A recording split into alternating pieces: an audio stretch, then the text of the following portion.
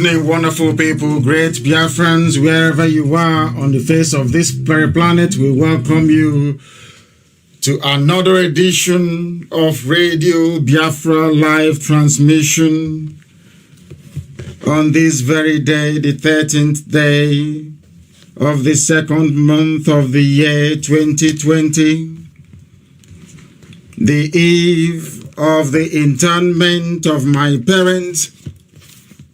On this very great day that Elohim has made, and as we are always reminded by the psalmist, in every condition, we give praise and adoration to Elohim.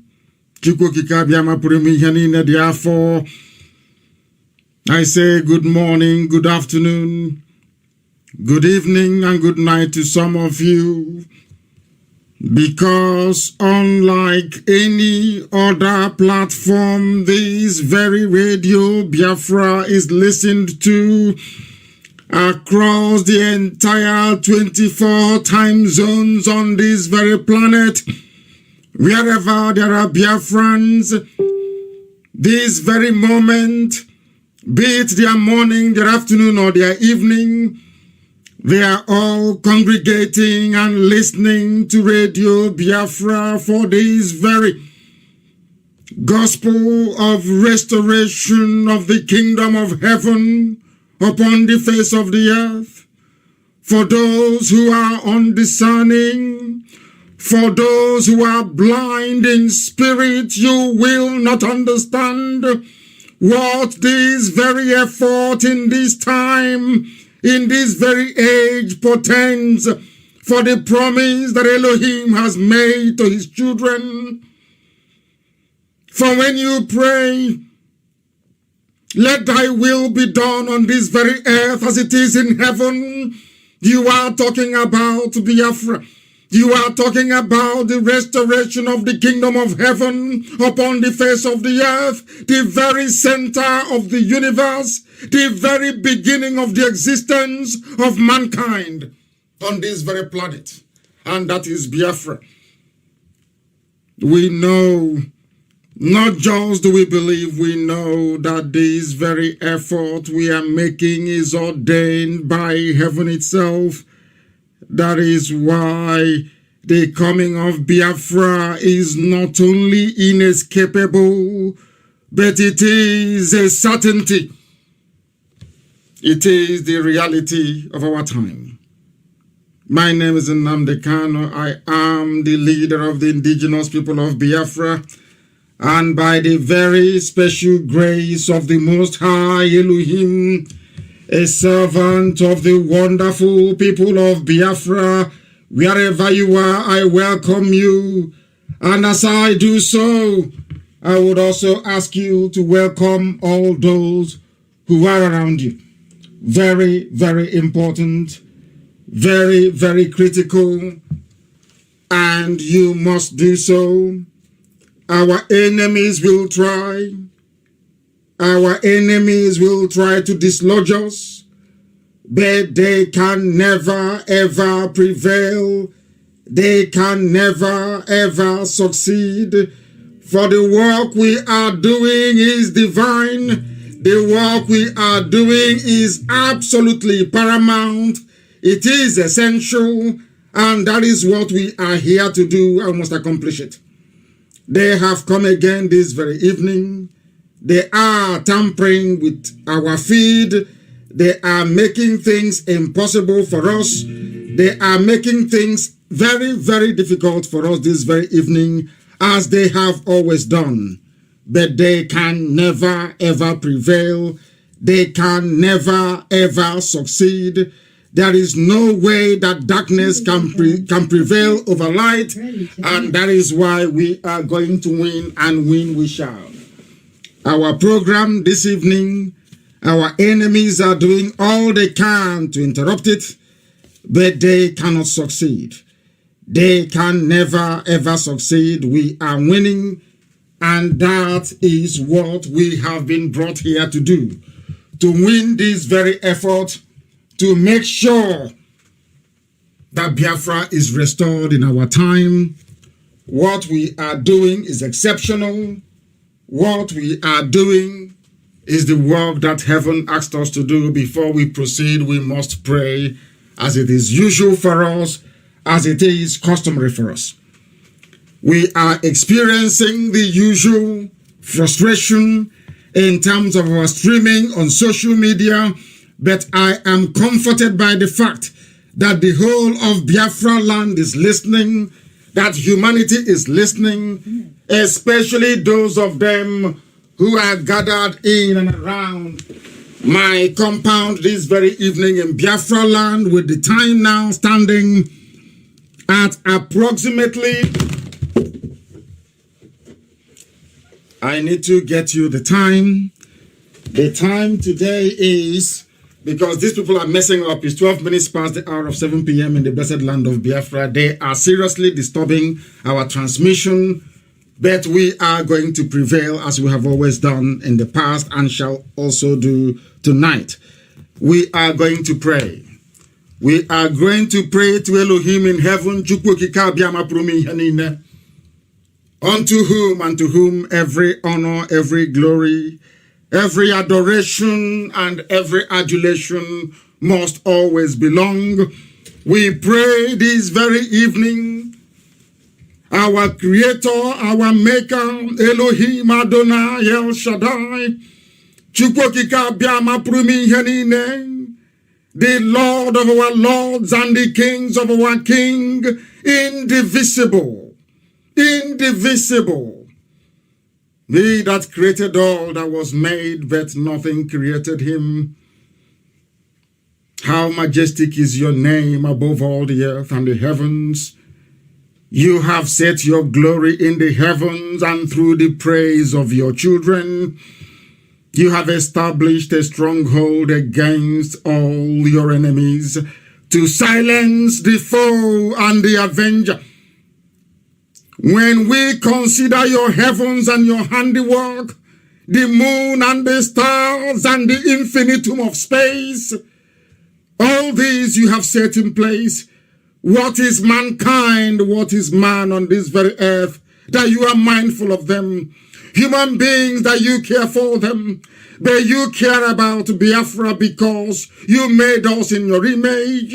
You established us at the very center of your creation on this very earth, that we may worship thee in truth and in every honesty.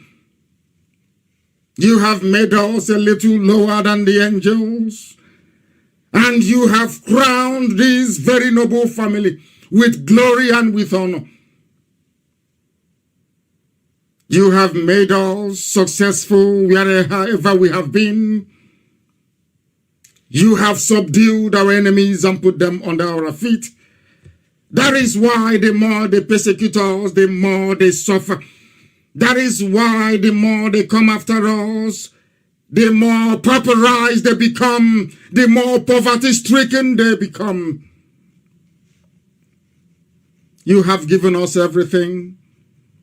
Allow us to witness your glory in Biafra. Everything on this earth is yours. Our Lord and our God, how majestic is your name in all the earth. Accept every glory, accept every honor, accept every praise, O Heavenly Father. That your name and only your name and no other will be exalted and magnified in the land of Biafra and beyond, now and forevermore, we pray. He say,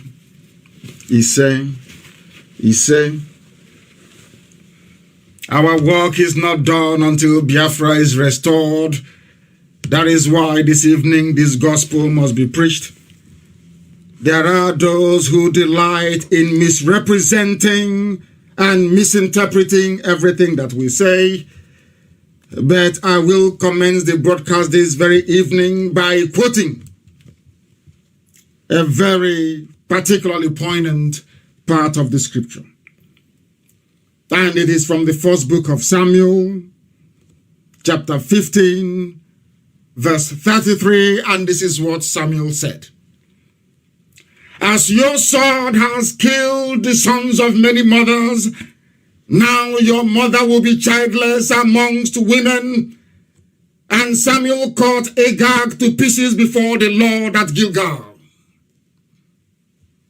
I quote this very portion for all the armies of darkness descending on Umuahia. I quote this for those who are commanding them. I quote this very noble verse in the scripture for the likes of Police Commissioner in Abia State, Ene Okon.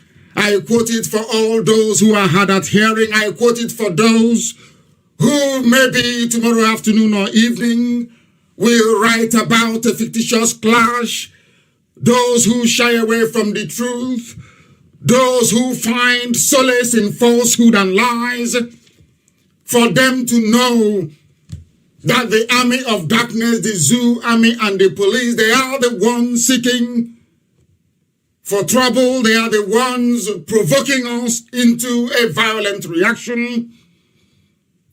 And may the good Lord in heaven have mercy upon our soul if any of them is as stupid as to fire a shot tomorrow or even this evening.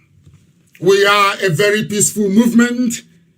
We are not a terrorist organization. What we are seeking for is the freedom of the people of Biafra, the same way we were before the British came. We are seeking to exercise that freedom through the instrumentality of a referendum. There is nowhere within our ethos, there is nowhere within our modus operandi that allows us to engage anybody violently. That should they, in their infinite stupidity, try anything stupid, all those who are commanding them will live to regret it. But I must make this point very, very clear. I must repeat, I did not, and will never apologize to any fool in a zoo security services uniform. What was made very clear to us, because it is important that I clarify this evening before we proceed to the substance of our broadcast, is that the targeting of women and children is cruel and barbaric. It is not our way of life. We cannot be like the zoo. And in that regard, I spoke out of turn, and I apologize to those that matter. I made our friends all over the world to realize that we do not go out to target women and children. We will target those who target us, and I draw the attention of all those who are concerned with overseeing their phantom security around my hometown to always refer to the book of 1 Samuel 15:33. If they make our mothers childless, so shall we make their mothers childless amongst women. Very, very important they understand that. No stone will be left unturned in this very effort. We are a peaceful movement. We have come in peace. We do not, I reiterate, we do not target women nor children. We go after those that come after us. And should anything happen, that is exactly what we are going to do. We are traveling, all of us, from all over the world. In fact, I'm being told this evening that no hotel is vacant. There is no more vacancy in and around Umuahia, insofar as accommodation is concerned, because people have come in from all over the world to attend the burial of my parents. The whole world is watching. Not only do we have CCTV cameras, we have drones all over the place. So everything happening will be captured and recorded in real time and relayed to the whole world. Should the zoo attempt to provoke us, the whole world will be aware of it. And anything we do from then on in will be justified. Nobody can blame us.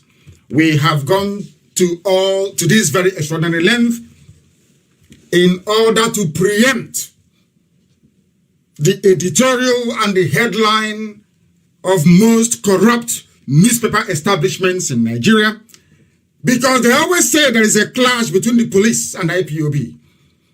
We have rigged the whole of Isiama Faruku and its environs with cameras and with drones to prove to the world that Nigerian police and Nigerian army are always the ones instigating trouble and lawlessness. We want to prove it.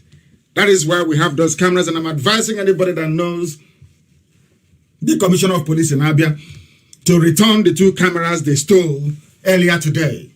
You see how they provoke people.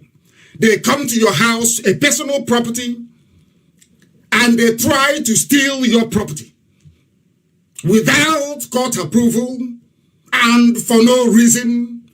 All they are seeking to do is to provoke IPOB into a reaction so that their friends in the corrupt media in Nigeria will say there is a clash. You can't sit in your house and be clashing with people that traveled all the way down from Zamfara, from Sokoto, in order to seek a confrontation. That is something the world must know. We do not threaten children. We do not threaten women. My threat was directed at Ene Okon, the Commissioner of Police in Abia. And should they try anything stupid, I would very seriously recommend that every commanding officer tomorrow read the first book of Samuel 15:33. Very, very important indeed. Therefore, Biafrans, we have to conduct ourselves in a manner that is consistent with who we are. We are IPOB. We are known all over the world. Everywhere you go on this very planet, people talk about IPOB. They respect us immensely. We must conduct ourselves tomorrow in a manner that will please my mother and my father, because I know they are seated on the right hand of the creator of everything that we see around us. We are engaged in very serious diplomatic overture, and for that very reason, there are certain statements and utterances that should not be coming from us.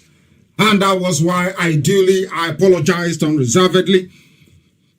But for CP Okon and all those who claim that they are commanders in the zoo security services, should anything happen between now and tomorrow night, you will be held personally responsible and you will pay very dearly for it.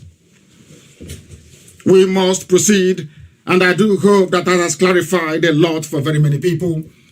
As we are preparing the funeral service and interment of my father and my mother, His Royal Majesty Nnamdi Kanu and the wife Ugoeze Sally Meme Kanu, the zoo military abandoned Boko Haram in the north. They were chased away from Borno, where they went to.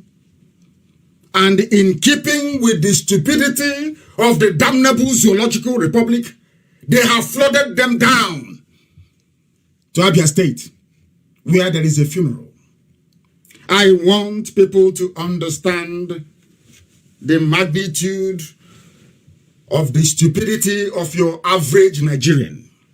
I say it without any apologies to anyone, that the way they reason in Nigeria is a cause for concern, because I believe very strongly that even monkeys can do better.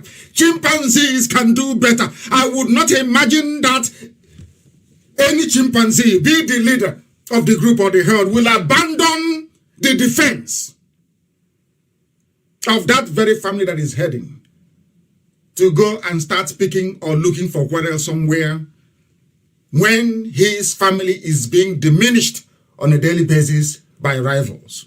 What do I mean?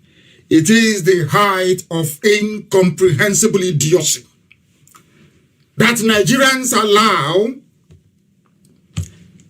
Jubril al-Sudani, being remote controlled by Abba Kyari, Buratai and all the rest of them, to be sending troops to Umuahia, to be sending troops to Isiama Faruku Ibeku in Umuahia.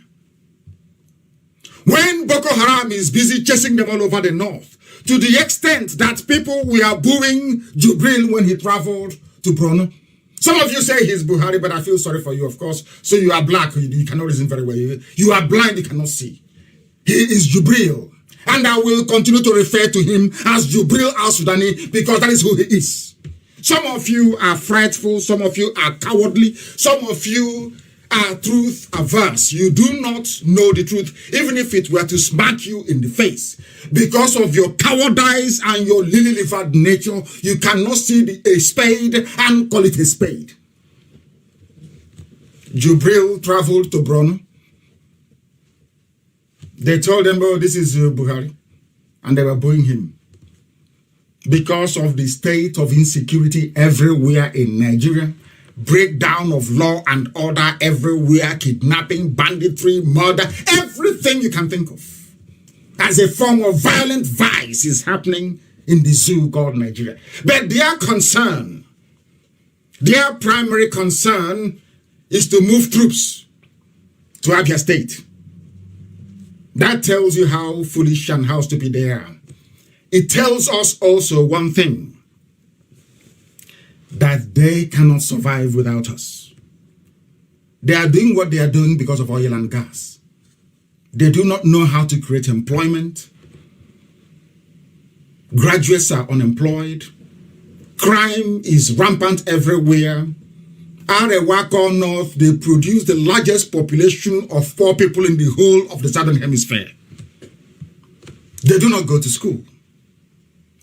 They need you to cover their shortcomings. They need you to mask their incompetence. They need you in one Nigeria to cover for them so that their ignorance and stupidity will not be made known to the whole world. That is why they do what they do. But some of us are so foolish and ignorant, we do not say it. Ask yourself, why would they come out against Amoteku? Because it will lead to regionalism. Why are they against people going back to the regions that was agreed and contained in the 1963 constitution of the zoo called Nigeria? Because with all of us together, we would not know those who are underperforming. The reason why Western Europe is preeminent in the history of mankind as we have it today is because they allow competition. In the EU, there is competition. In the classrooms, there are competition everywhere. People compete on a daily basis. Be it in football, in volleyball, in politics, there is competition of ideas. People sell their ideas. But in the zoo, you are not allowed to compete. You are not even allowed to study history. Therefore, how can you compete? Now, let us look at some of the happenings in the zoo. By zoo, I mean Nigeria. And you're going to ask yourself this evening, why is it therefore, why is it therefore that troops and police are in Umuahia? What is happening in Umuahia, you would ask yourself. I wrote today and I asked the British High Commissioner to tell their monkeys, their apes in the zoo, the Janjaweed Fulani, to leave Umuahia alone and go back to Borno, go to Adamawa, go to Yobe, and fight the menace that you created. They are the ones that created Boko Haram. They are the ones that created it. But some of you, out of ignorance today, you have forgotten. Because you don't learn history. You learn nothing from history. Some of you do not know the story or the history of the violent emergence of Boko Haram. You do not know. Boko Haram was exactly like IPOB, going about their business and preaching that they want a caliphate, which they are within their rights to preach. They are within their rights to agitate for whatever thing they're looking for, as long as a majority of the people agree to it. Do you know what happened? They went to Maiduguri and started killing people. Nigerian police, Nigerian army. They killed Mohammed Yusuf, the leader of the group. And today the son is the leader of ISIS in West Africa. And you have seen how many people have died as a result of the brutality, incompetence, and wickedness of Nigerian army and police. I want the world to, the world, when I go to America and other places, I tell them this story. Boko Haram you're looking at today started as a freedom movement for Islamic Caliphate in the north. They were unarmed. They hold their rallies. But as usual, politicians gather, they incite their friend, their local police commissioner. They went about killing people. That was how Boko Haram became violent. I want the world to understand this. I want Nigerians, when you're condemning Boko Haram, I need you to understand this very fact. Boko Haram tilted towards armed violence and terrorism as a result of the heavy-handedness of the Nigerian government. Exactly what they're doing in Isiama Faruku. When we start tomorrow, they will cut the history. They will forget the past, what they have done. They will jump into, oh, they're violent. They're a terrorist group. I want the world to listen to what I'm saying. That the Nigerian government, especially this very regime, they create problems. They are the source of insecurity in Nigeria. They are the problem in Nigeria. Some of you will be shouting, Boko Haram is bad. They are doing this. Boko Haram, they are bad. Who made them bad? Nigerian government of the day. They went about killing them. And they got angry. Now, Nigeria is begging them to drop their arms.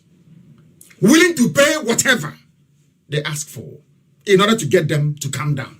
Calling them their brothers and their cousins and their sisters. Are you following? Boko Haram only became violent when Nigerian government started clamping down and killing people for no reason.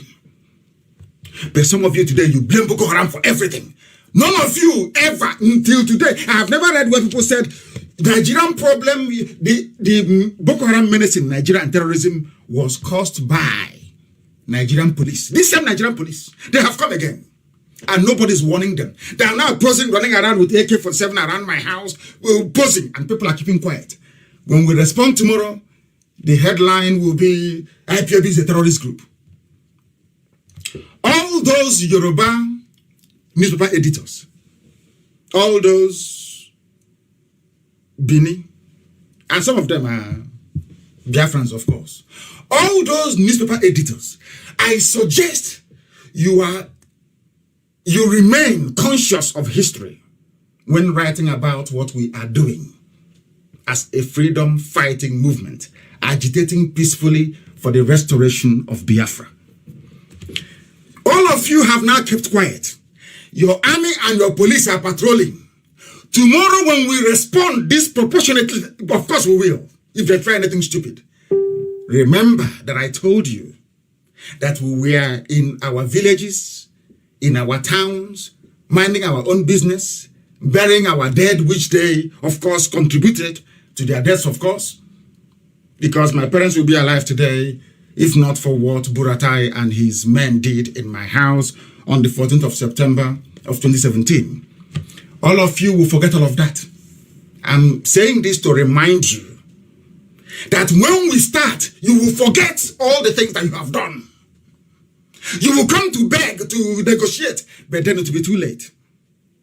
And I'm telling and I'm warning Nigerians that it is because of the wickedness of an average Nigerian and their inability to face the truth.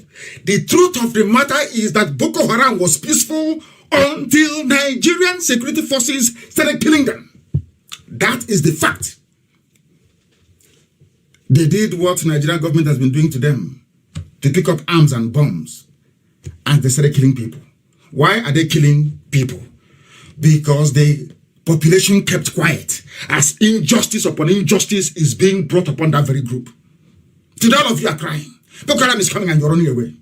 But when Nigerian army and police, we are doing to them exactly what they're doing today in Isiama Faruku, all of you kept quiet. If Boko Haram that is run by street urchins, by Janjaweed, people who are not educated, can give Nigeria a tough time, can you imagine what an educated IPOB can do to Nigeria? Should we decide to become violent? Can you imagine that? It's not even worth contemplating. I'm saying all this so that all of you will bear that in mind. They are sending troops to my house, whereas in Maiduguri in the north, they are killing people every blessed day. As Jubril came and was leaving, residents of a place called Jidari Polo on the outskirts of Maiduguri began to run into the city through a place called Polo and Damboa Road as terrorists attacked. I want the United States Ambassador, British High Commissioner, and EU in Abuja right now listening to this broadcast to understand this very clearly. You people are aiding and abetting evil in Nigeria by not condemning the lack of vision and strategy of Abba Kyari and Buratai. People are fleeing their homes. Terrorists are coming to kill them. This is happening in Maiduguri. After Jubril, that they claim is Buhari, went to go and see them. What did Nigeria do? They did not send troops to go and safeguard the lives and properties in Borno. They sent them to Umwaya, where there's a burial of a monarch and a wife. And somehow tomorrow morning you wake up and tell me that black people can reason. You wake up and tell me that we are Nigerians. You reason very well. An animal is better than you. The takeaway from this very news analysis is this. When the day that Nigeria government will provoke IPOB into armed struggle, I want you to go back and start the story from the beginning. That we usually sit on our own and they will come and bring trouble to us. Trouble will be sleeping. Inyanga will be waking it up. You know what is Inyanga? It will be waking up trouble. When that trouble starts, I want all the E-rats and all those paid gullible writers on Facebook to remember what I'm saying tonight. When the Nigerian army came, when they were being deployed to Biafra land to go and be killing people, you said nothing. Nobody rose up to say what you're doing is not good. The day we become violent, I am sure some of you will have so many things to write about. And if you go to my house this very evening, you will see what is happening, that this IPOB, we've not seen anything like it before. People are there. It doesn't matter how many roadblocks you have. It doesn't matter how many AK-47 is on display. Once IPOB is called to attend an event, they attend it. Are my parents not dead?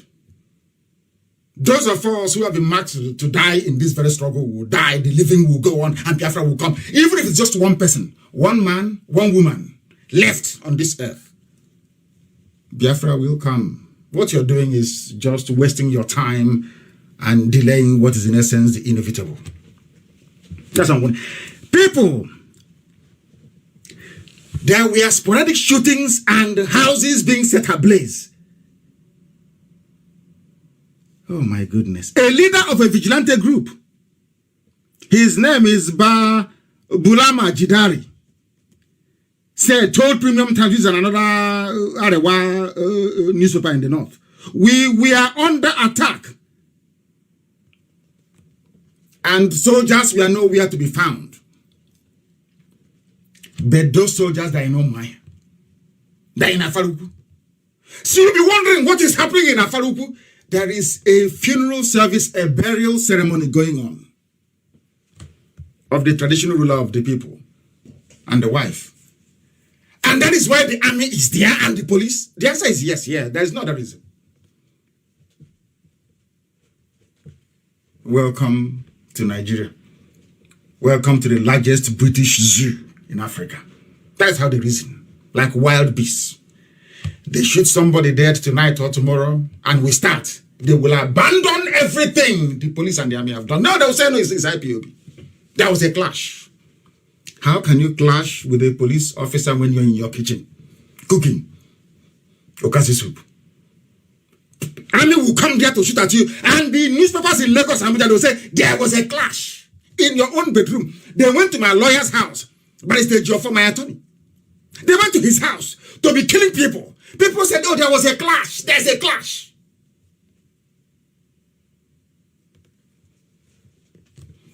These UG black people. I don't know who did this to you. That is the situation in the north. And many more are coming. Many more are coming. Listen carefully. As Nigerian troops are in Umuahia with their police showing off. None of them can ever show off in Maiduguri. They don't show off in Damaturu. They don't show off in the north. It's always in the east. Or in the west, as the case may be. That's only the places where they show off. And as I told you before, listen carefully to this. ISIS in West Africa, ISWAP, they call them, attack kills 5 Nigerian security personnel. Who is the leader of ISIS in West Africa that killed 5 Nigerian security personnel? Is the son of the founder of Boko Haram that was killed unlawfully by Nigerian government, that made Boko Haram turn violent. That is the truth. Your newspapers will not tell you this, because somebody will call them from defense and say, oh, that thing your boy wrote is not good, though. It's casting us in a very bad light. And Lai Mohammed will come out and lie to all of you, and you swallow it hook, line, and sinker. But not to us. We are IPOB. We are learned. We are educated. We are enlightened. So we know the truth. And the truth that I'm telling you, before you blame Boko Haram, blame Nigerian government, blame Nigerian police. You see the same police, blame them. They started it.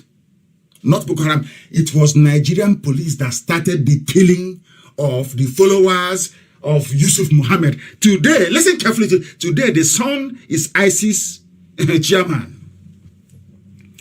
And when the Nigerian police were killing Yusuf Muhammad, their colleagues in the army didn't know that that thing that Nigerian police was doing will lead to them losing many soldiers and many policemen. They don't listen very well until it started happening. Today the sun has taken over. Just only a segment. And 5 soldiers are dead. And many more will die. Not content with handling the insurgency and the terrorism and the banditry and the lawlessness, the kidnapping happening in the north, they came to the south to start another one. And when they start now, they run to EU. EU, we have a problem. This Nnamdi Kanu-led group, they are killing us. They are fighting everywhere. They are terrorists. But nobody will remind them that they are the ones that started it. I'm in my house burying my father. And all people can do is to send army and police to come and be killing people. And you keep quiet. The day we retaliate. Oh, you don't say that, you shouldn't say it. Don't do anything. But you can say they're killing us. Is self-defense not even in the scriptures that we read? Is self-defense not recognized by every law known to man? Only in the zoo. They have attacked and killed 5 soldiers. Jihadists aligned with the Islamic State group have killed 5 security personnel, including 2 soldiers, in 2 separate attacks in the northeast of Nigeria, Borno State. But I know why.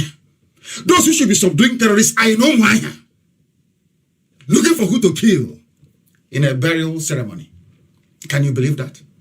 And people think it is normal, there's nothing wrong with it. And I'm asking myself, how can, if blacks reason this way, how can they even develop in this life? Is it possible? Do you think anybody who reasons the way we do can actually be developed or civilized? I doubt it. And they are practicing democracy. And these 5 soldiers who are now dead, when they were killing Yusuf, did they know that this was going to happen to them? They thought, oh no, they are unarmed, they are not carrying anything, it's only their flag and their insignia. Let's shoot them. But the day will start. You people will be the one to run. And then the idiots will say, oh, let's negotiate, come and let's find out. But then it will be too late. It will be way too late. You are abandoned where you are under attack by Boko Haram, funded by Fulani people, by Fulani Arewa, those in Asorok now, this same regime. You are under attack by ISIS, funded by this same regime. And you left all of that. And Omaha is your base. And you're telling me that Nigeria is not sick. Oh, dear me. They are more than sick. They are more than sick. That is what is happening all over the place. After this very program, my very able deputy chairman will take over, of course. He's in London and he's going to take over. And our sister, Anya, I understand, is also in London, and the whole world will be listening, including myself as well. But we are trying to point out to the whole world exactly what is happening in the zoo that they abandoned in Nigeria to come to Isiama Farugu. A police officer said, before I said what I said about CP Ene Okon, the wife and the children, he was the one that opened his mouth and said, police will disrupt Kano's parents' burial.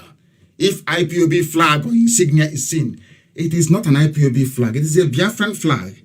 And insofar as we know, no court has banned Biafran flag.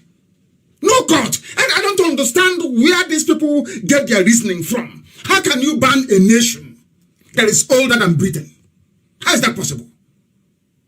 Biafra is older than United Kingdom. How can you ban it? I don't understand this. I don't know the planet they inhabit. So how about if I say I will shoot you because you're wearing a Nigerian flag? Or you have a Nigerian flag in your possession? They see that is another way of these neo-colonialists, lording it over us all the time. Some of you think colonialism have ended. In fact, I'm very sorry for all of you. No, it hasn't. It will never end. With the way you reason, it can never ever end. Because you don't reason straight. Apart from Bishop Kuka, who else is speaking in the North? It's only now they said, oh, the North, this group is saying, all these years we've been saying the same thing. You are being run by incompetent, despotic buffoons who are not educated, who are not reasonable. You didn't listen. I warned you from 2012 to 2015. I told you repeatedly that these people are evil. You didn't listen. That is affecting everybody. Police will disrupt Kanos. You will disrupt the burial of my parents. And the day you die, you want your own children to bury you in peace. You must be dreaming. You must be dreaming. Come and disrupt now. We have told IPOB all over the world, conduct yourselves like the humble, peaceful people that you are. Ignore every provocation. Let us hear one shot fired. That's what we're asking for. One shot fired. That thing that some people in Asorok are looking for, they will get it in abundance. And can you imagine IPOB going, if I give the order tonight, every IPOB going to the nearest bush? After the guerrilla war, do you think he can win? I'm asking Buratai, do you think he can win? What Boko Haram will do is to sweep through the north. Because no army can fight a war on two opposite fronts. You can never win. You can never win. It's simple. No wonder they are so naive. Simple military strategy. The East is peaceful. Every time you be coming, you kill one or two people, you abduct people, you rape, you pillage. Always looking for trouble. When that trouble comes, you start calling for meeting in Saudi Arabia or in Qatar or in EU, begging for negotiation. But when you're starting the trouble, you never reason. You don't think properly. A police commissioner telling me you will come to my house to disrupt funeral service. And then I will let you, then after disrupting, then you'll be going about freely. Because I'm stupid? Is that what you think? You are certifiably insane, I tell you. Come and disrupt now. Come and disrupt. And I must also commend our people. OKZ Bazu went around today to inspect the road. That is not finished, I must say. Not finished. They inspect the road. That's not finished. Did anybody talk to him? Did anybody confront him? Because on this very burial, IPOB is under strict instruction to behave properly. And we are well-mannered. When the time comes for us to hunt, we'll hunt. But for now, we are going to mourn. And respectfully so, of course. Respectfully so. Anytime Nigerians listen to me, and as I'm sure that the Yorubas did with the formation of Amotekun, and I read some people were saying that Yorubas are no longer the cowards, that the cowards are now in the East. And it's true, I'm telling you the truth. I think it is true. Given the debacle of their so-called summit, security summit, and you invited Alamajiri from the North, IG of police from the North. You invited Northerners to Enugu to discuss. They are the problem, and you invite them to discuss your own security issues and concerns. Did the Yoruba invite anybody to form Amotekun? Their size, no? Why are you inviting them? What for? What are you inviting them to come and do? They are the cause of the problem. How many headsmen have they arrested? But then looking for IPOB, writing and sending. Some of you don't know what happened. After my last broadcast, the Nigerian government sent their agents in Washington, their consultancy firm, to basically transcribe that very clip where I said I will hunt down the family of Nnamdi Kanu, that he will go and buy a casket and bury his children. Do you know what they did? They took it and they went round to all the senators and all the politicians on Capitol Hill we've been talking to. I said to them, do you see? You're putting Nnamdi Kanu and IPOB. Can you see that they're terrorists? They are threatening women and children. Some of you don't know this. You don't know that? And we sent word across that I'm not like that. I don't kill women and children. What for? I've not even killed a fly before. But with the way that Nigeria is going, very soon they'll get it hot. Let them try and misbehave today or tomorrow. Then they will see if we are bluffing or if we are serious. And we'll start with Nnamdi Kanu. If you like, let him run into a rat hole. We'll find him there. And I also refer him to the first book of Samuel 15:33 to guide his thoughts always. Insecurity resigned before Nigeria becomes Somalia. And I want Amaka, I want China, I say, all of you, go and get that clip from Sahara Reporters I made. I think it was 2012 or 13, I don't know. I was in Maryland in the USA. And I granted an interview to Sahara Reporters. And I told them that if you do not give us the things that we say, anything that people don't understand, they think is a joke because I don't have a mega church somewhere. I have not built 10,000 churches. They don't understand it. That even the death of my parents is to do with the coming of Biafra. Some don't know this, but I know. I know very well. I know that my father and my mother left the stage to allow me to do that thing that I've always wanted to do. And you hear about it very soon. So that when I'm doing what I'm doing, I won't look back. My father is a very peaceful man. My mother loves everybody. I said, I mean everybody. You can't come to my house and live without eating, of course. Some of you know that. No matter how many millions come to my house, you must all have to take something before you leave. They're very peaceful people. And they saw the death of 28 of their children in their own compound. From that day, they never recovered. Because my father, being a very peaceful man, never believed that people can come to his house to kill people. Because he never killed anyone. My father's palace is called Omudo's palace. Go and ask anybody. When a problem is intractable, when you have people at their throat trying to kill each other, they come to my house. My father will speak and everybody will go back home happy. Go and ask. His palace is called Omudo's palace. Go and ask. He's a peacemaker. He wants to leave the stage before we commence what needs to be commenced, of course. I know all of that. That is why I'm not bothered. I'm not. Because Biafra is imminent. Coalition in the north is telling Abba Kyari, not Buhari is dead in Saudi Arabia. He's telling Abba Kyari. Some of you, Buhari, I look at you and I laugh at you. Black people from Africa. What do you know? Resign before Nigeria becomes Somalia. And I kept wondering, where did you hear that before? I was the one that said it. I said, if you do not give us Biafra, I want the clip, find it and play it, Amaka. And let the whole world hear it. If you do not give us Biafra, Somalia will be better than Nigeria. As I'm saying this thing tonight, I want the likes of Abba Kyari and El Rufai, the cabal that is covering up the death of Buhari and all the rest of it, running the zoo like one giant British concentration camp. You see Somalia. Some of you will be looking for visa to go to Somalia. When I speak, write it down in the episode. Some of you will be looking for visas to go to Somalia, to go and hide and go and live. Because you see Nigeria can never ever be recovered again. It's too late. And I'm telling my Yoruba friends, the only thing that can save people in Nigeria is self-determination for everybody. If you all want to come back together and be Nigeria, I understand it. Come back around the table and negotiate Nigeria. When Shoyinka was talking about Sovereign National Conference, in those days, some of us supported it. We said, of course, you need to come around the table to discuss the basis of this unity and this union and all the rest of it. After a while, it was abandoned. I hope they won't abandon Amotekun the same way that some Yoruba political heavyweights abandoned Sovereign National Conference. Had they insisted, by today there will be no Boko Haram, no ISIS, no Al-Qaeda in the Maghreb, no bandit, no Fulani headsmen, nothing. But some of you don't reason very well, do you?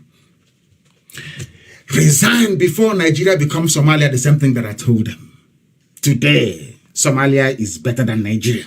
And you think that if you contain Boko Haram, you contain Fulani headsmen, Miyetti Allah. After that, you contain ISIS in West Africa. After that, Al-Qaeda in the Maghreb. And all the, it's called Ansar or whatever it is. Up to 6 terror groups in the north. Are you going to appease all of them? Have you not seen Syria? Have you not seen Yemen? Do you seriously think on this earth that peace will ever return to the north again? They can take all the oil proceeds, all the gas proceeds from Biafra land and take it to the north. They can turn the map of the zoo upside down so they can live in the south and have access to the oil. They will still remain poor. It's a curse. It's actually in the Bible, but I don't want to go into that tonight. They were cursed, is in the Bible, but I'm not going to go into that tonight.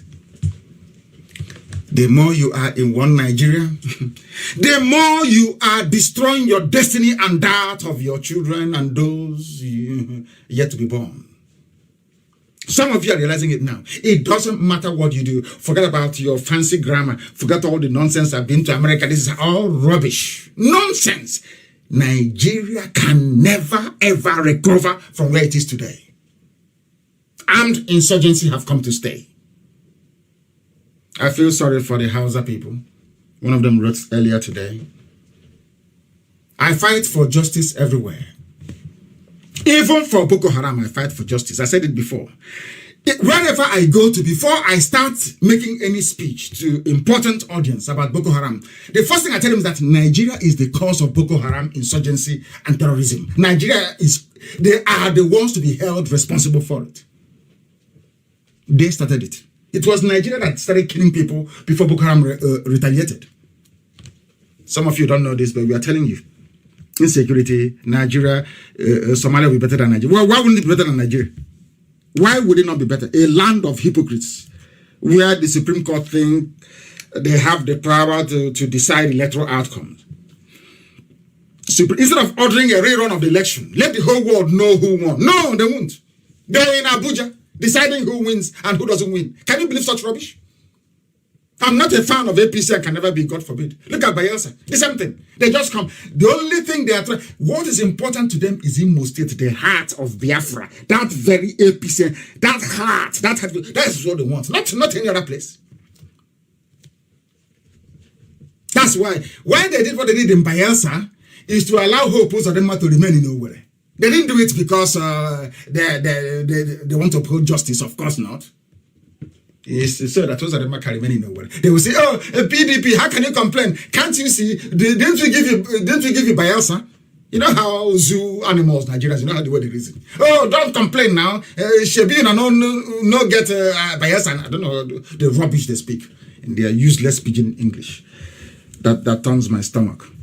Useless set of people. Useless set of people. In that same zoo, Miyetti Allah that is working with Obiano in Anambra State they're part of the government in Anambra. Not IPOB, but Miyetti Allah. Did you see the way people reason? Miyetti Allah is part of Obiano's government. Obiano said it with his own mouth. They are part of my government. Who are Miyetti Allah? They're the ones killing people with their cattle all over the place and their AK-47 supplied by Asorok. Unbelievable. Unbelievable. They are part of Anambra government. And people are dying every blessed day. People are dying every blessed day. People are dying every blessed day. But they're in my house looking for who to kill. And I asked the Nigerian government, why are you not in Niger State? I'm just pointing out all the hotspots. These are the ones that got to the attention of the media. Not those that are unreported. Bandits, these are Fulani people with cattle. Bandits overrun a community in Niger State. Kill 3, injure 50. And I keep asking myself, what is the military doing in Omai? And not in Niger State? Why haven't they burnt houses in Niger State? Do you see what we are seeing? Can people actually reason things through the way we reason them through? On this very platform? Bandits yesterday, I'm telling you what Nigerian dailies are saying, not from me.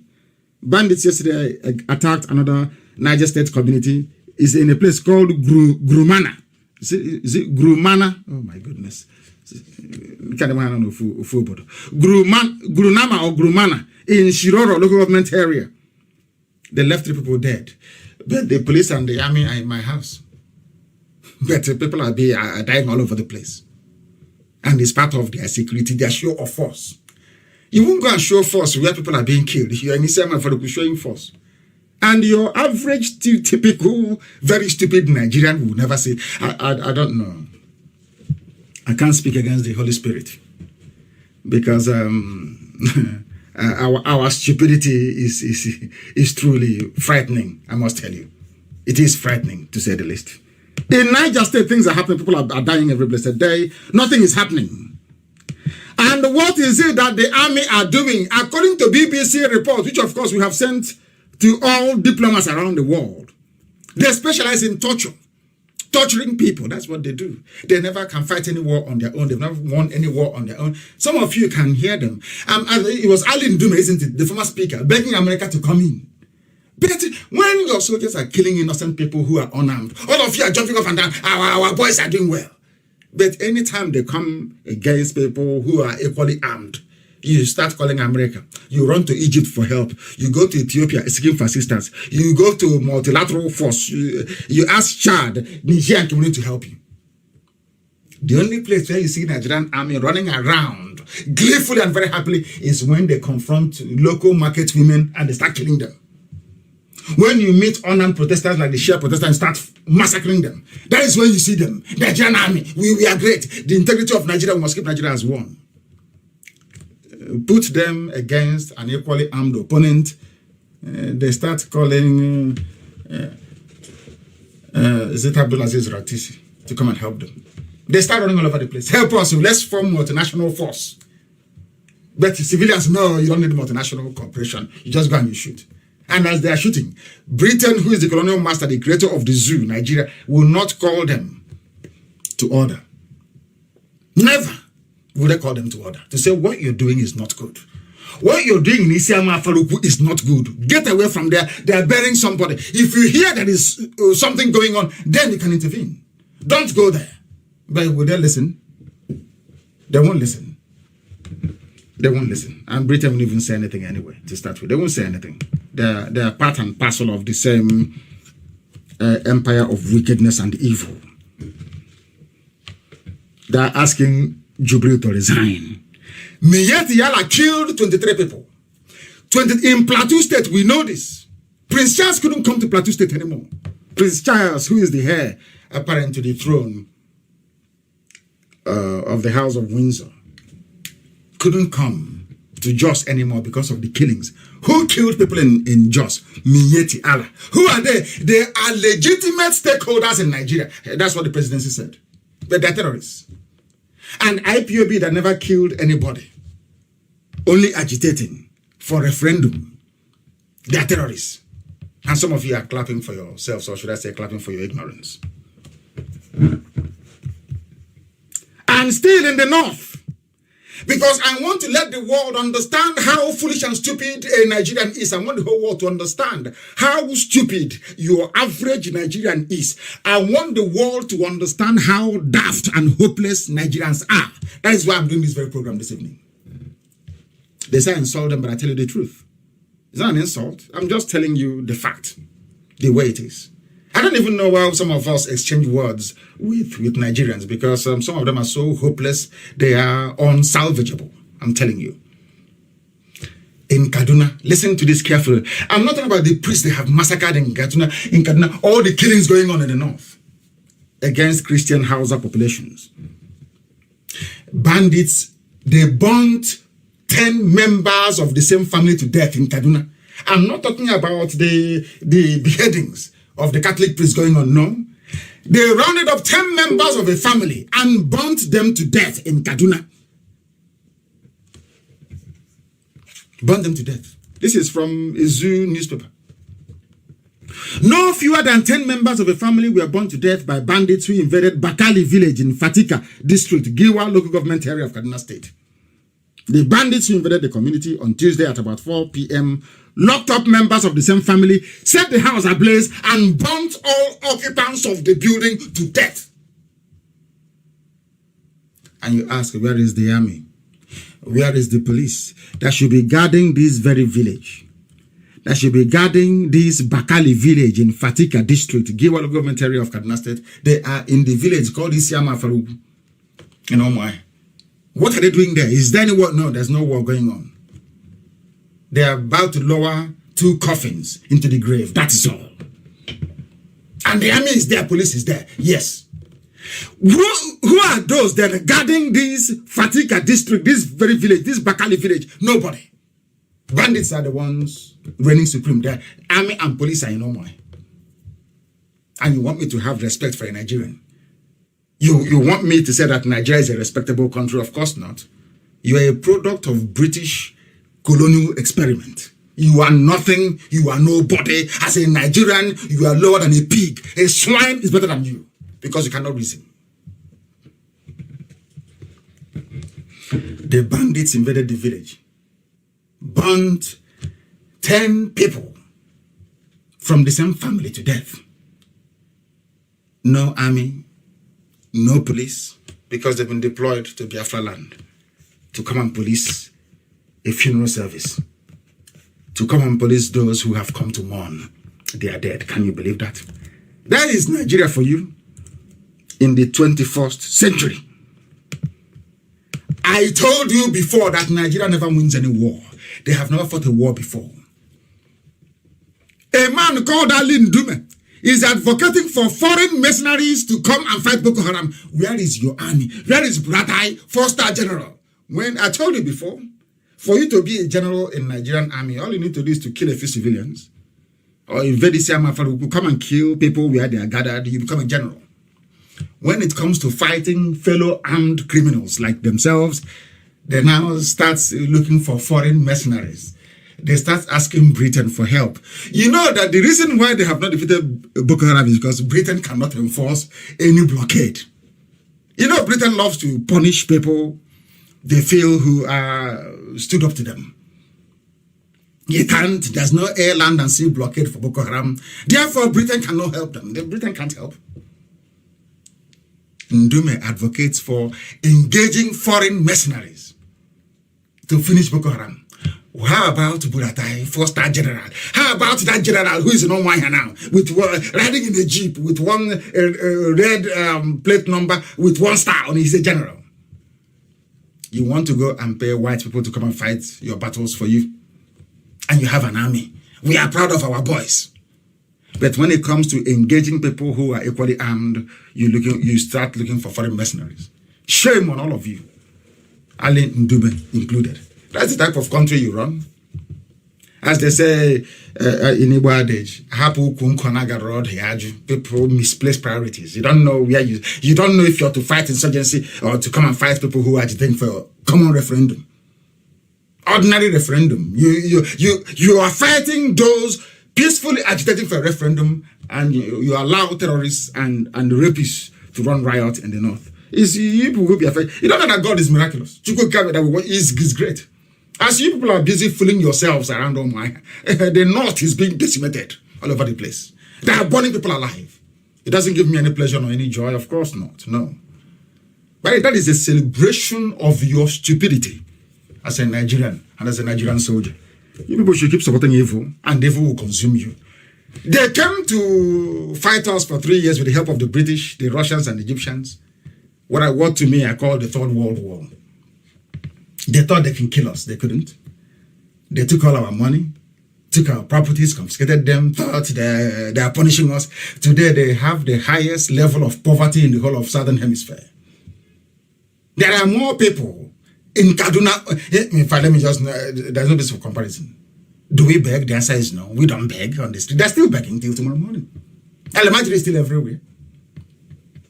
So the things you do, you think you're punishing Biafrans, you are heaping curse upon your... Today, who are those in IDP camps? Do we have refugee camps in Biafra land? The answer is no. You are the people with IGP camps in the north. You are the ones who are suffering. The same soldiers that came and ravaged Biafra land, their children are today raping your daughters in IDP camps in the north. It's called karma. As I told you before, the God we worship in heaven will punish you. He will use you to suffer us because of our wayward ways, our very sinful ways. Now that we have recovered, we know who God is and we worship him. We know there's only one God, not two, not three, not eight, not nine, only one single God in heaven. There is no other. Now that we call upon his name, do you see what is happening to the north? They don't even report what is going on. Very hopeless, very useless country. The time now is approximately 11 minutes past the top of the hour. 11 minutes past, I think it's 9 p.m. in the land of Biafra. Very, very important. Or is it 8? I think it's 8 p.m. in the land of Biafra. 11 minutes past 8 in the land of Biafra. Please, I don't want to get it wrong. I have to be correct at all times. Have any of you come across this very trending post that we have? Nigerians, listen to me very carefully. This was published by ChristianPost.com, monitoring the savagery leveled against Christians in the zoo called Nigeria. Nigerians describe horrors of Fulani atrocities. There is genocide going on. Do you know why I'm laughing? You know that when the Fulanis were doing the same thing to our mothers during the war, those of them in the Middle Belt were laughing. Hey, Igbo man want to dominate us. Yeah, they want to dominate. Today I say to them, who is dominating you? Who is making your life a misery? Who are the ones now raping your mothers and cutting open the womb of your expectant mothers and dragging out the babies and slaughtering them? Let me read this news for you. It's very interesting. They went to Washington as well. they call them Nigerians. They went to Washington. Nigerians from predominantly Christian tribes in Nigeria, that's from the north, visited the United States this week to share how their tribes are now homeless and sleeping under the skies after recent massacres at the hands of Fulani radicals and unwanted actions taken by the government. Now they know. Now, do you see that Ojukwu was right? The thing about Nigerians is that they don't, I don't know how, is that jealousy and envy? Why is it not one of us? The same way, with all due respect to my Yoruba brothers, I said to them, when we formed BSS to defend Biafra land, you were against it. But today you have formed Amotekun. The same thing we formed, and some of them were not, I wouldn't say all of them were, some were against it. Have you not formed the same thing? The same thing Ojukwu was saying before that go on, what's his name again? T.Y. Danjuma said no to. And Obasanjo as well. He's a rebel. These rebels, let's go and crush them. Is it not the same thing you're crying over today? Why can't some of you actually come out and say that Ojukwu was right? Say it openly. He was right. The same way that I'm sure that one day they'll say IPOB was right. Why can't you come out and say that we've always been right? The same Christian communities in the Middle Belt saying Igbos want to dominate. You want to get your own Biafra. You want to divide our... You are dying because you are in Nigeria. When will you people understand this very simple logic? The reason why babies are being killed, people are being made homeless, farms ravaged, is because you are in Nigeria. When will it sink into your daft brains, for goodness sake? When? Oh dear, always in Kaduna and in Plateau. Two members of the Adara community, a majority Christian ethnic group in Southern, and we're not going to leave them. We have said this before. If they support Biafra, we cannot abandon anybody. Because Biafra will be for all. Biafra will be the kind, people should not be afraid to be free. We will give you oil and gas. Don't be afraid to be free. Agitate for your freedom. We'll give you oil and gas. You have seen it now. You're in Kaduna State. Minority Muslim, majority Christian. Who holds the power in Kaduna? Always a Muslim. They have the guns. Nigerian army, civil defense, fire service, customs, everything. Once you carry weapons, a Fulani man is in charge. Or you report to a Fulani man. That is why all the governors in the East are scared, terrified. They can't speak up. Because you speak up and tomorrow they impeach you. You have seen what's happening in Imo State. Today they move over to APC. Somebody was asking them, all those who defect in Bayelsa State, all those that defected from PDP to APC, what's not going to happen to you? They'll defect back again to PDP. To impeach a governor is very easy. Asorok will pay somebody. One court somewhere presided over by one Sharia Al-Kali will tell you, yes, it's true, that what the Speaker of the House did is correct. You go to Supreme Court, you lose. And they sack you. That is why some of the so-called governors in the Southeast and South Side, they are terrified. Not from weak, of course. They are scared. And you can't blame them. Some of the governors are scared. Do you want them to stick out their neck? He will be there and Asorok will pronounce, remove him. His own brother from his village will replace him. Just like that. And they say, oh, forget, yes, they will get, like in Imo State, they will get a few people that say that the traditional rulers of Imo State, don't go anywhere. No, don't go to court anymore, withdraw your case. That land, I no longer recognize it. The land of the ancients, where truth always prevailed. All of a sudden, anything goes. Any idiot can be in power. It doesn't matter where they got the power from. Once they control the budget, oh, let's support him. 2 members from the Adara community, a majority Christian ethnic group in Southern Kaduna, we are slaughtered. They were slaughtered. Igbo man is your problem. They are slaughtered. Now they have realized it. Until you apologize to Ojukwu, may his soul rest in peace. Until you apologize to Biafrans. You see the blood of, when I say 3.6 million people chastise me, they say up to 5, let me say the blood of 5 million people on the heads of Nigerians. And you are suffering the burden of Boko Haram, Miyetti Yala, Fulani, which is Fulani headsmen, of course, and bandits. You're suffering from ISIS in West Africa, Al-Qaeda in the Maghreb, and Ansaru. Do you know the reason why you're suffering all these afflictions? Do you know why you're going through economic hardship and deprivation? It's because of the evil that your fathers committed against Biafra.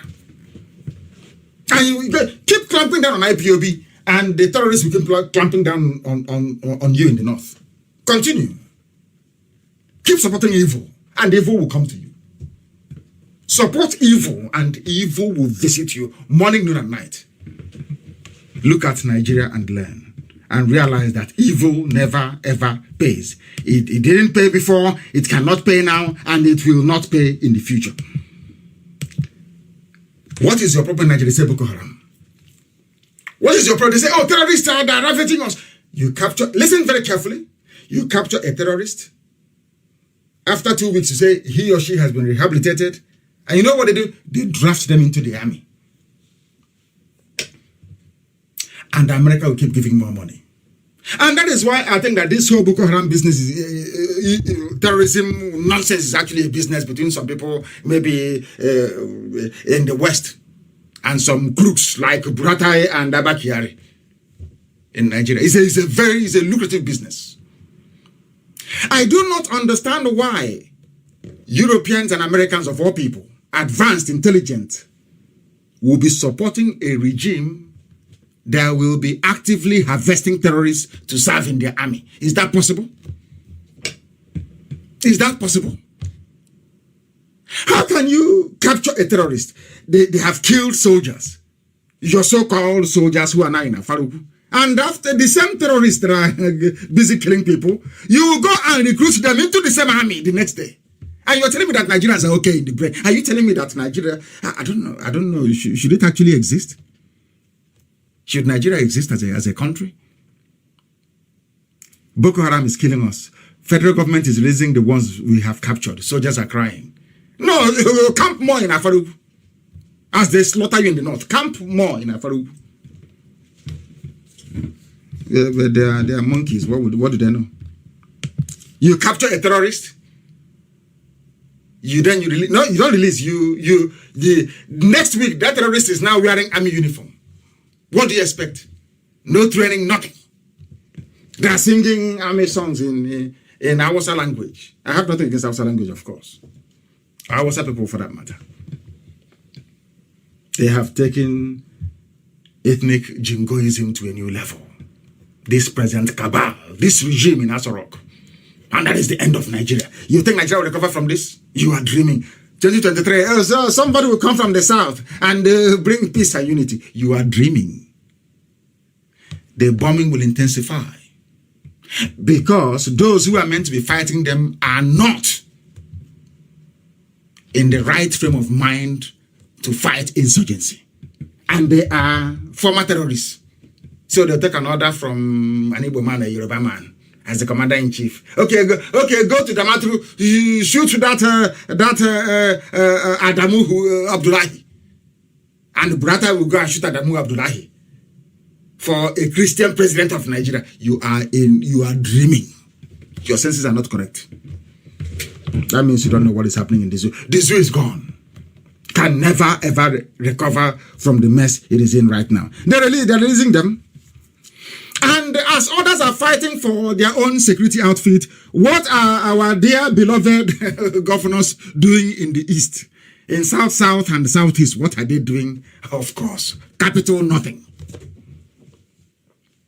And I want to sound this note of warning to our people, especially our governors. You are in the habit of always saying Southeast.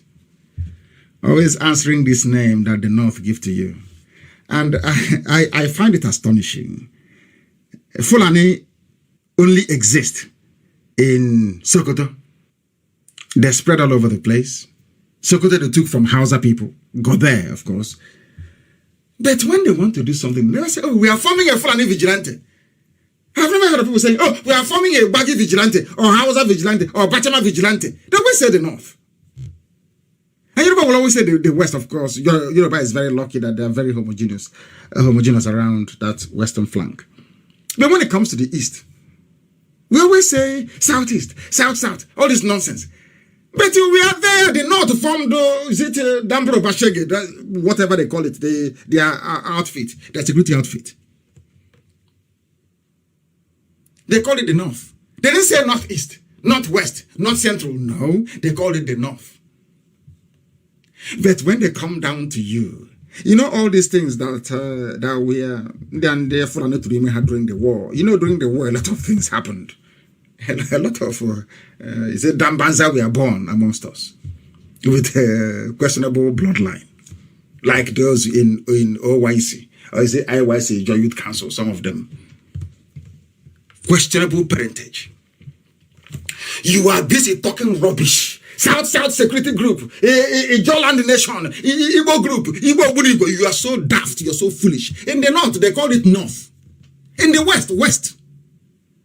Nobody said Northeast, Northwest, North Central. No, because they understand the strength in unity. That once you come together and you lock the gate, they can advance to Benue confluence and you can do nothing about it. But here, we are forming Southeast Group. We are forming Southwest, South Group. You are foolish. That is why the only viable option is a Biafra-wide defense network. All this your nonsense tinkering, Southeast and South will never ever work. If it's a good idea, why is it that the Northeast don't have their own security outfit?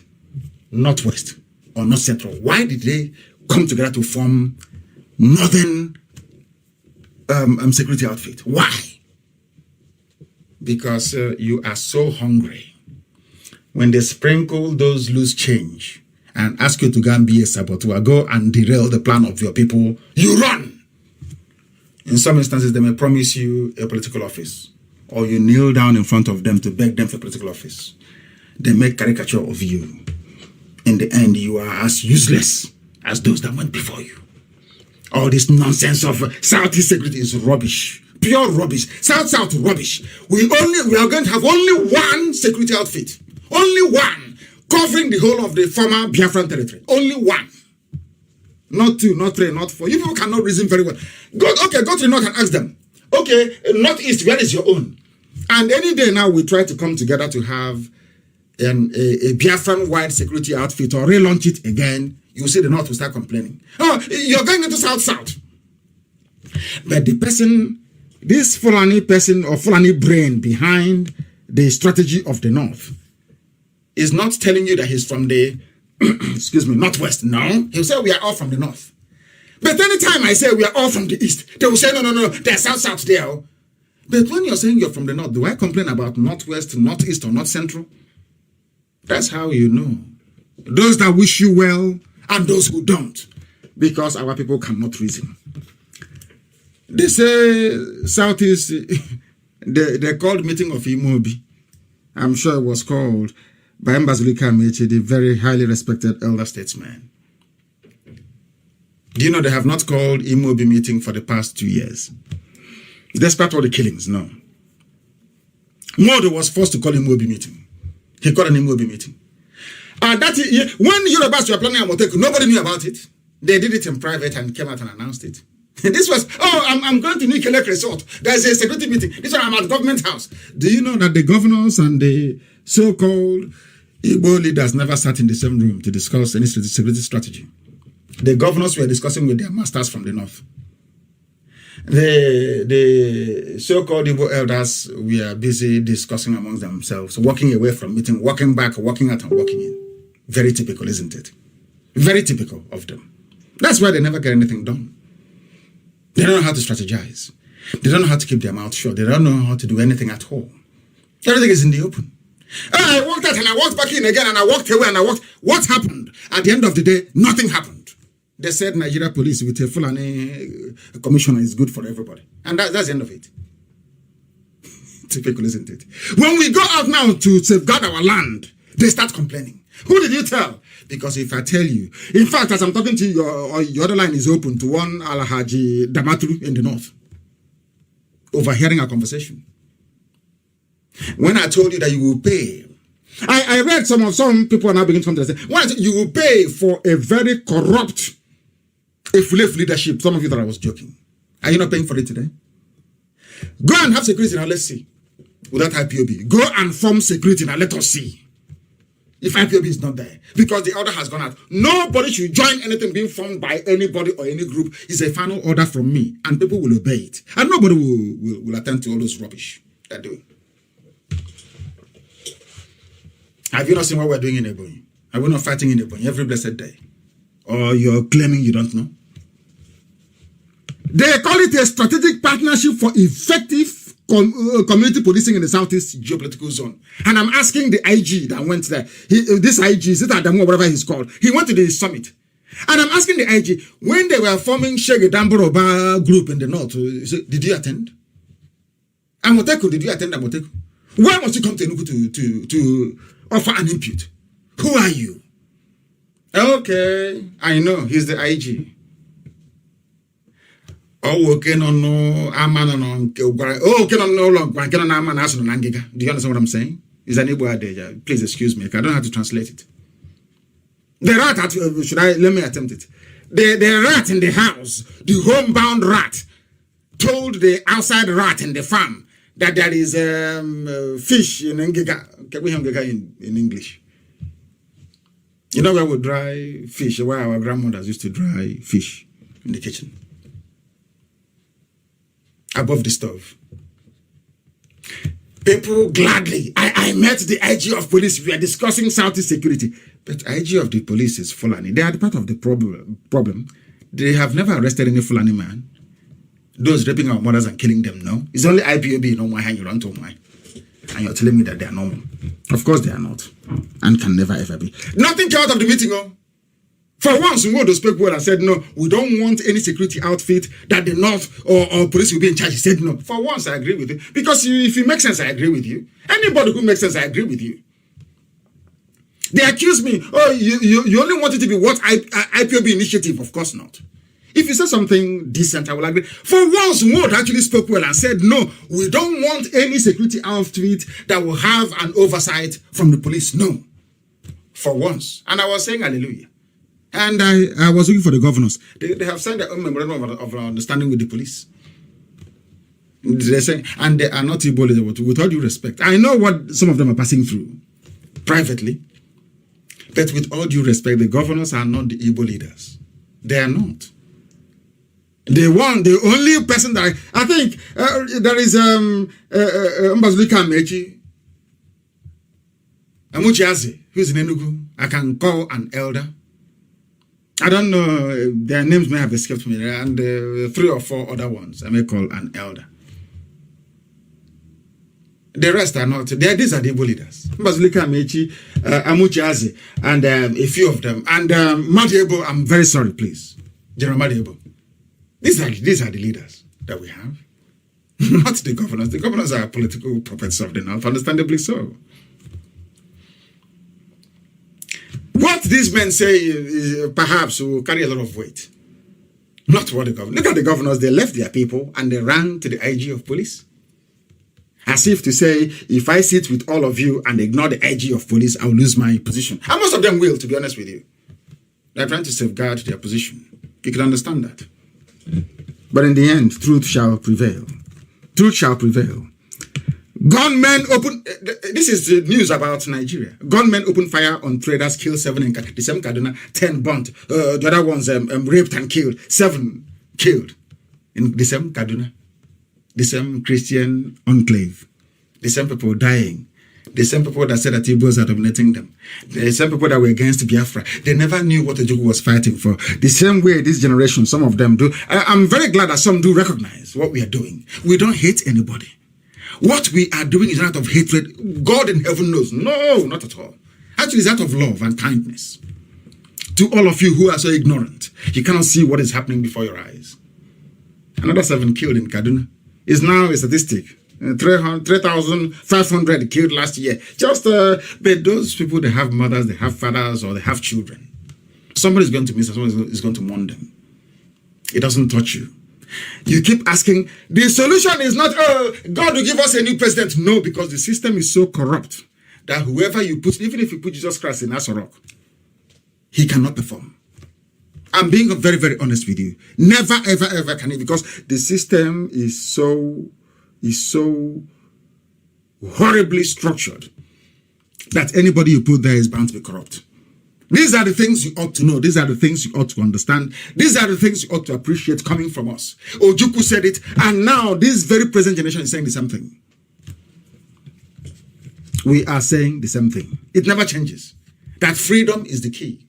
Nothing stops Biafra from tomorrow merging with Oduduwa. After all, look at EU. They fought. There was a time that France and Germany were at each other's throat for over 50 years. Napoleon was strutting his stuff all over Europe, conquering territories and all the rest of it. Hitler did the same. But today they're all together in EU. Nothing stops Biafra from merging with Oduduwa tomorrow, and we find a very good name to name this very country, this new country. We can go to Middle Belt and say, do you want to join?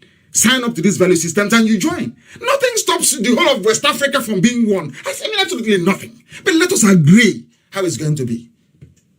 Not some idiots that think that Britain gives them a privileged position, a position of ignorance and ignominy. From there, you lord it over everybody else. In the 21st century, driving cattle from place to place as if you're deranged in the brain. Very sad indeed. 7 people killed in Kaduna and Inisama Faruku. Borno attack, Boko Haram. Atiku said we must explore all options to stop this scourge. Who started the scourge? Fulani. Who started the scourge? Those that wanted to remove Jonathan. Who started the scourge? Those that wanted to use armed conflict to spread Islam by force across Nigeria. If you want to join Islam the same way with Christianity or Judaism or anything, it's a question of conscience. Let your conscience guide you. It's not by force. But they won't listen. They're fighting a jihad. Today they're saying we need to explore all options. So that mighty army can no longer defeat Boko Haram, ordinary Boko Haram. You talk about ISIS, Al-Qaeda. Are you going to defeat all 3 of them at the same time? Of course not, you cannot. What is the solution? It is not the only strategy that can work is allowing people to go. Once you divide Nigeria, you draw the oxygen away from terrorism. Even Sheka will focus on how to develop Borno. I'm telling you. That time he will no longer have access to other areas. So the expansionist tendencies of these of jihadists will come to zero. It's pure common sense. You want the killings in Kaduna to stop, divide Nigeria, it will stop overnight. Overnight it will stop. But all these people with their houses abroad and money in Dubai and in all those places telling you, oh, keep Nigeria one, for their own selfishness, for their own benefit and that of their family. And you're there dying. They are massacring you, they're slaughtering you on a daily basis. You cannot go to farm without the fear of perhaps that you may not make it back alive. Why is that happening? It's because of one Nigeria. As long as you have one Nigeria, people will continue to die. It's a very simple thing. But of course, we were slaves in America for 250 years. Nothing happened. So who knows? We may be enjoying itself. Who knows? Who knows? Those who are busy in the southeast looking for a burial ceremony to attack, they are the ones calling for Jubril Abakari to declare a state of emergency on security in Nigeria. They have failed. When you're asking for a state of emergency to be declared, it means that the entire security architecture in the country has collapsed. It has failed because we are black people. We have no shame. We have no dignity. We have no honor. Myself included, I'm saying it generally. We cannot do the right thing. What is the right thing? Let offer people referendum. Let Nigeria. But of course, a Senate president will, and now it's my turn to eat money to answer His Excellency. You want things to divide? That is where white people are better than black people. Do you think if F.W. de Klerk were to be a black person that he would relinquish South Africa? Of course not. He will tell you we have the power, we have nuclear weapon, we have support of some racist countries around the world. We'll stay here forever and ever. Don't you know that? Don't you know that? But he saw the handwriting on the wall and he said the time is up. And they left. A black man will stay there for 45 years. When he's about to die, he'll want to hand over to his son or his grandson. And I keep asking myself, what type of God actually made us, to be honest? I mean, what type of God that people cannot reason properly? You have an emergency in the country, security situation in the country, and you are at a burial ceremony. Looking for who to kill. Where's the terrorists everywhere? Ah, dear me. Somebody is saying that we have female governors in Biafra land. Female. Oh dear, my very good friend Bishop Cooker have spoken. He spoke very well this week, I must say. Brilliantly well. Brilliantly well. At last, somebody is speaking up. At last. Consistently so. What did he say? Nigeria like a stranded ship. One mini ship that goes in the waters. The ship, stranded. It's not going anywhere. He's just there, sharing budget, sharing allocation, giving positions to their children, NNPC board chairman, all the rest of it. Telling America to fight IPOB. IPOB is a terrorist group. Ignoring 6 terror groups they have in the north. Rampaging everywhere. And you are telling me that Nigeria, of course Nigeria is stranded. How do you get a stranded ship off the sandbank where it has beached itself? Is to flood the whole plain and drag out the nonsense back into deep water. How do you do that to a place like Nigeria? You call for a referendum. You renegotiate the basis of your so-called unity. That is how it is done everywhere. Do you know that in Russia, even Vladimir Putin is restructuring Russia? That's how people behave. That is why in NTA, to tell you that these people are so daft, that same intro song they used to play when I was a child is what they're still playing till today. That when you hear it, you want to have a heart attack. NTA, 9 o'clock news. That the same song, the same intro from nearly 50 years is what they're still playing till now. They never change. Russia is saying we want to change. We want to restructure. Britain restructured. You see Britain? Oh my God. Britain didn't restructure. They granted Wales autonomy, granted semi-independence to Scotland. Scotland has a parliament with tax-raising powers. The Welsh Assembly can make laws for Wales. But these are regions, though. Despite the fact that they have constituencies which is more like states in Nigeria, it did not stop the British political establishment from recognizing that Wales is a nation. Scotland is a nation. Yes, we are in the UK, yes. But these are nations in their own right. Let us give them some limited space. No, in Nigeria, it must be a unitary system. When the North came out as a result of Amotekun and said, we would not allow any regional police. It has to be by state. That was when they gave the game away. They don't want region. They want anything that is artificial. Artificially created state is what they want. That they can control. But regions, they cannot. You know why region is very good? Because we now think about the betterment of our people, everybody at the same time. No, I'm from Imo State. I'm from River State. But you're from the same family, the same surname, the same nonsense happening in Ohaji, in Ebema, in Uguta. The same people, but in different states with different priorities. If you are in one region, you are one people. You think about your common interest and you articulate ways and means to try and resolve it. Nigeria is like a stranded ship. Not me saying it, it's Bishop Kuka. The man has been very fiery this week, very upset and very angry. And rightfully so, because of what is happening in this zoo called Nigeria. Let me also make the world understand that they are wasting their money investing in trying to stop insurgency in Nigeria. Because their entire strategy is flawed, completely flawed. Listen to this. They arrest a terrorist. After 2 weeks, they said they have repented. They rehabilitate them and put them in the army. Do you know what, brother? These are people that said, give me 3 months, I will sort out Boko Haram. You know what they're saying now? It will take them 10 years to de-radicalize. In fact, he's saying that 10 years is not enough to de-radicalize Islamists. Then people are asking him, why are you then in a hurry to free Boko Haram suspects if you take 10 years to de-radicalize them? You see how they keep getting themselves tied up in this knot they cannot free themselves from anymore. When I say they are daft, people say, oh, you are insulting people. I say to them, I'm telling you the way you are. Most black people cannot reason like human beings. They reason like animals. I'm telling you the truth. They cannot reason properly. It will take 10 years is not enough. These are people that promised us 3 months. After 3 months, everything will be gone. Now 10 years is not enough. And then you're releasing them. The question is, why are you in a hurry to release them then? Or integrate them even into the army, which is worse. To be going about killing, raping, pillaging, and murdering innocent people. Very, very sad indeed. Extremely sad indeed. That is the situation in Nigeria. That is what is happening. And instead of them to face their problems, they're in Isama Faruku. Some of you do not understand or know what is happening in Kaduna.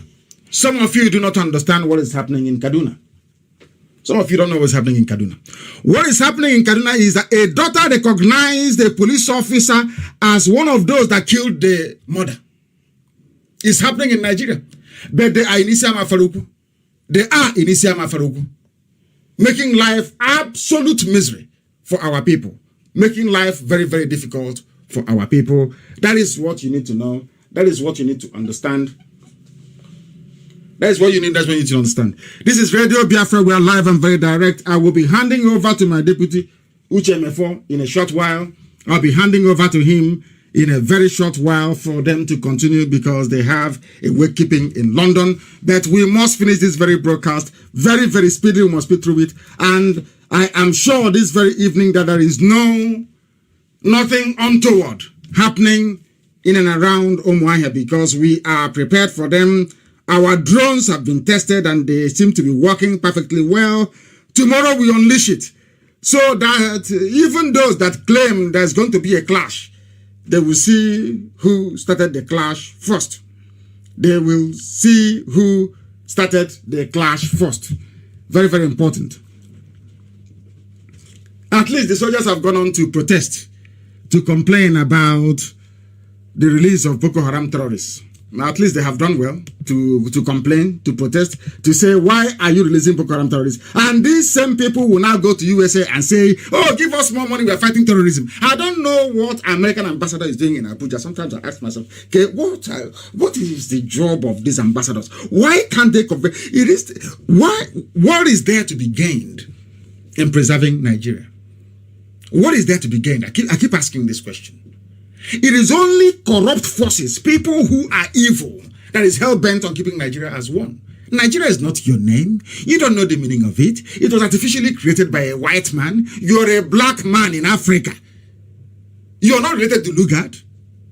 In no way, shape, or form. Why are you adopting something that is so artificial? People are dying because of it. Why are you adopting such a name, or should I say a country or a nation, whatever you call the damnable zoological republic? I call them zoo animals. Nigerians are animals. They are animals in a zoo.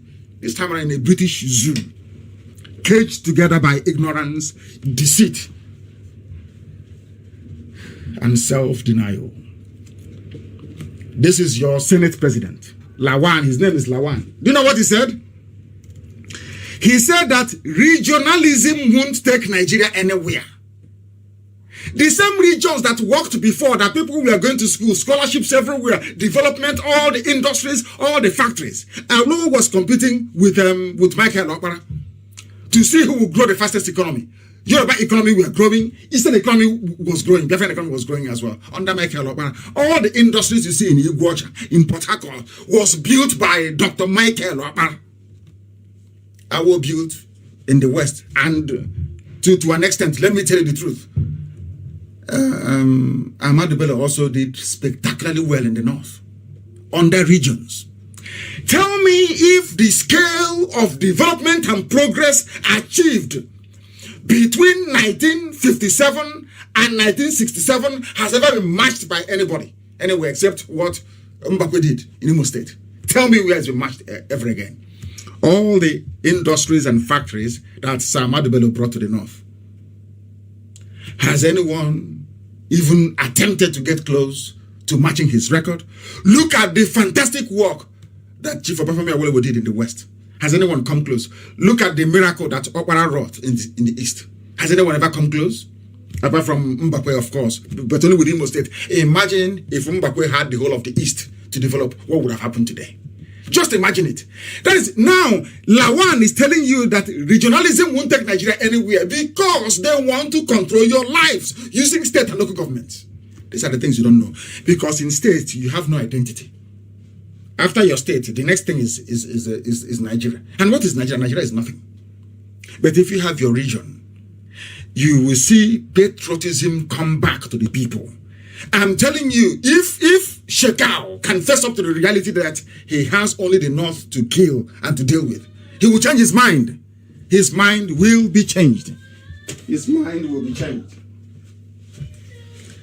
That is why it is very, very critical and very, very important that the likes of Lawan is not allowed to remain in office. Cannot be. These are the people driving this one Nigeria agenda because he's the Senate president. He wants to keep enjoying all the bonuses and all the allowance. He wants to send his children to very fine schools abroad. He doesn't care if your local university is functioning very well or not. But I can assure you, were you to divide Nigeria up to your tent, O Israel, these men and women will take their duties and responsibilities so seriously that you will see a level of development you never ever imagined could exist in that part of the world. That is the truth. Having all these states is very, very confusing. It makes a few people very rich, very few people very rich and comfortable, whereas everybody else is suffering. When Nigeria, so to speak, as a whole, recorded any meaningful development was when people had the regions to fall back on. As simple as that. But they won't understand it. They are the zoo. You want your state. All that is of importance to you is allocation and who is going to be the next governor in the year 2096. That's all that matters to you. When is it going to be the turn of your village? That is what concerns you. Even Obong Victor, a very good man, thank you for governor of, if I'm not mistaken, I think it's Cross River State. Obong Victor Atta has said it, that Nigeria may end up like Somalia. Why won't it end up like Somalia? I said it before. Everything I say comes to pass. I said that the zoo must fall. Write it down. I said Nigeria will fall. It will collapse. They will be begging for restructuring. No. They will beg for regions. No. They will beg for, there will be nothing left. This zoo will fall to collapse. There is nothing anybody can do about it. Absolutely nothing. What can you do? What can you do, I ask? What are you going to do? The zoo has collapsed already. They have now twisted the narrative. They say that insurgency is dead. terrorism is now with us. They were the ones that named terrorism insurgency.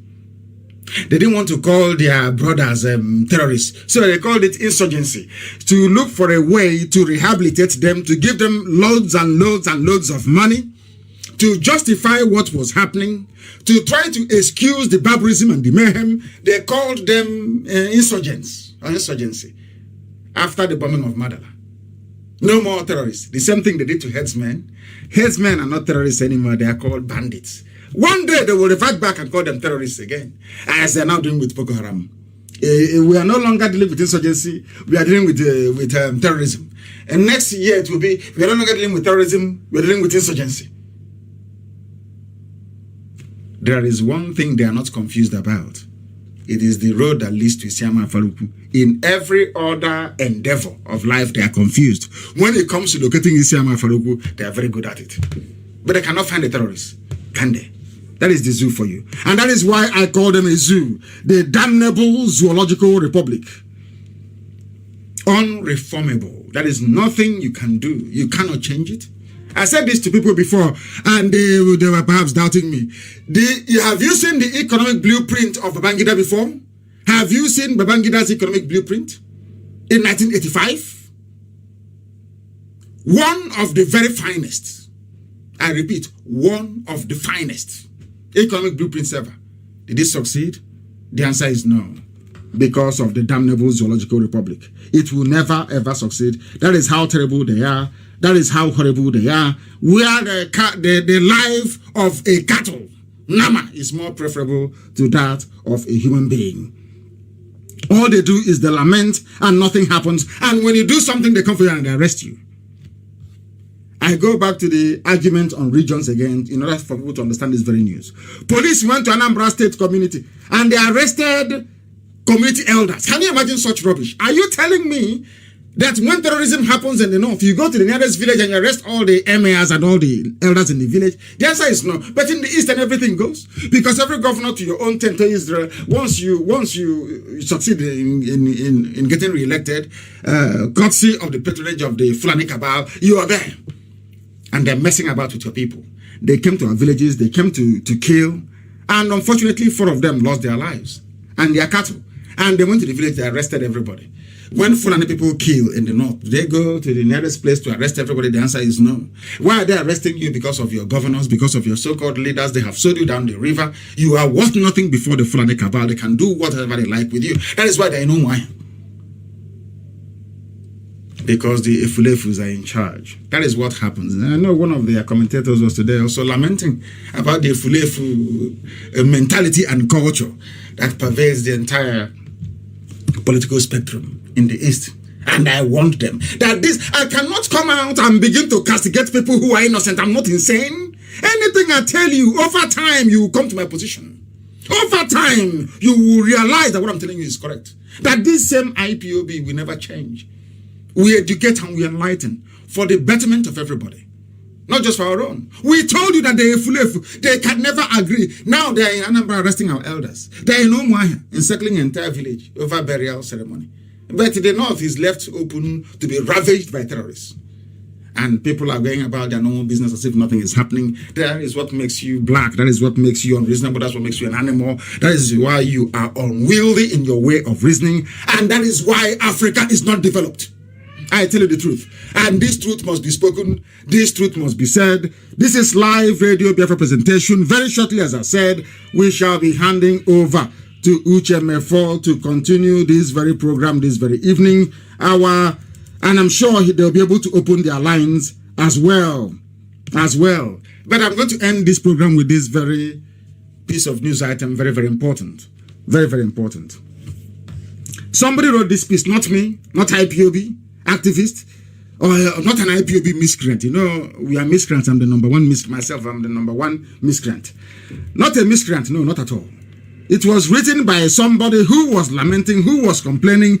They say he's a human rights activist born in Imo State, Comrade Paul Ikechukwu Njoko. He describes Southeast governors as a bunch of clueless, unpatriotic, and cowardly elements who have just sabotaged and committed the lives and properties of Ndibo into the hands of Fulani militia, bandits, rapists, and ruthless terrorists by refusing to adopt a regional security outfit that guarantees the real concept of indigenous community policing, devoid of the tenacity, regulation, and collaboration of the federal government, which to me remain an orchestrated and organized deceit of Fulanization and jihad. What else want me to add? It's not Nnamdi Kanu saying it. He's an activist. His name is Comrade Paul Ikechukwu Njoko. He's telling you that, unfortunately, things are not very well. Exactly what I've been telling you from the beginning, but you never listened. But now I'm sure you will listen. And for all those coming down to Umuahia, for the burial, you must proceed as instructed. There will be no space tomorrow. There will be no IPOB. There will be no space anywhere. Heaven will bear us witness that His Royal Majesty Nnamdi Kanu and the wife, my mother, Ugeze Sali Meme Ukwu Kanu, were the children of the Most High. And tomorrow we shall let them to rest. And every generation shall remember them, because for their sake and all those who have gone before.